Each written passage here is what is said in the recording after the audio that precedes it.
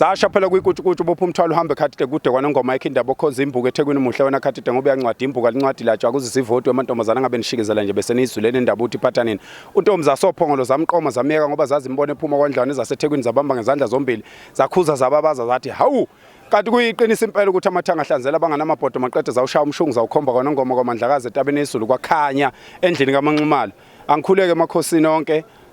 ngikhuleke kubadidiyeli ngikhuleke ezinduneni zami igama lami nguNkosikhona nguphakela umthakathi ngingwakwandabandaba lapha kwaMandlakazi ngumdidiyeli namhlanje sila emashobeni kade sizolalela isilo sizolalela ibhubesi libhonga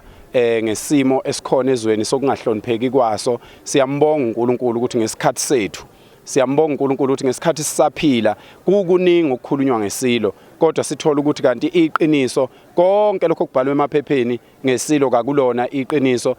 abantu bebeyikhulumela bona bengakhonjwe ngayibhamu abantu bebeyikhulumela bona banonembeza ngesizwe sakwaZulu engikucelayo mina kubantu bakwaZulu ukuthi ke bephumele obala nje bebe ngamaZulu beyilwele into yakwaZulu laba bangakwazi abayosifica sikhona sibalekelele silekelelane silwele into yakwaZulu ngoba akulona iqiniso weingane zakwethu ukuthi kungathiwa ingonyama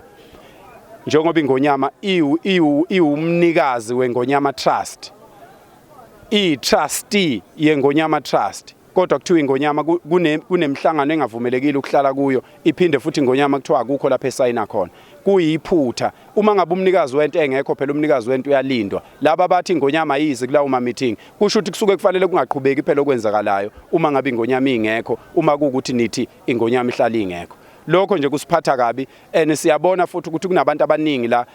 abayizithunywa zabantu abathile abasuke nje bebathumele lapha kwingonyama Trust ukuthi beyoba umbele okusengwa ngawe imali yamakhosi neNgonyama Trust namhlanje ihlazo livelile ukuthi umhlaba wamakhosi udayiswa ngabantu phaqa abangawona ngisho amakhosi ngisho wona amakhosi qobo awanalo ulwazi bese sikhuleka ke amakhosi nonke la namanye ke amasha amakhosi ezihlalweni zawo ukuthi sicela amakhosi athembeke phela nawo sicela amakhosi athembeke ngoba kuyavela ukuthi kukhona namanye amakhosi ayingxenye yokuthi kuxhashazwe ingonyama yamaZulu siyacela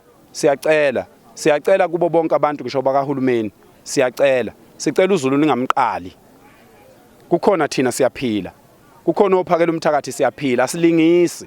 sinjengoba sinjena nje sicela uZulu ningamqali ngoba njengamanje siyabona ukuthi lento ibheke ekutheni uZulu agcine eyicelela njengamabhunu ukuthi ayimele siyokweseka lokho ngayo yonke indlela bese kuba nendaba yethala futhi indaba yethala siyathola ukuthi kukhona izinto ezenziwa ngabaholi bepolitiki abafazi babaholi bepolitiki bathenga amaplaza baboleka imali maqede bangayibuyiseli namhlanje ithala kuthiwa linayo license bese makuthiwa ithala linayo license akukhulunywa nokuthi akulungiswe kuthiwa akabahamba abantu beye emabhenki amanye